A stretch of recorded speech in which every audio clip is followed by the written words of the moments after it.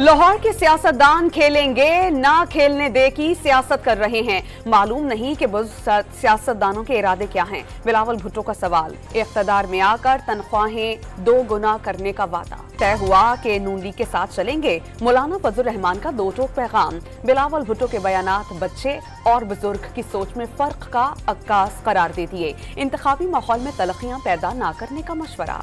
एवं फील्ड और अल अजीजिया रेफरेंसेस में सजाओं के खिलाफ नवाज शरीफ की अपीलों पर समाअत।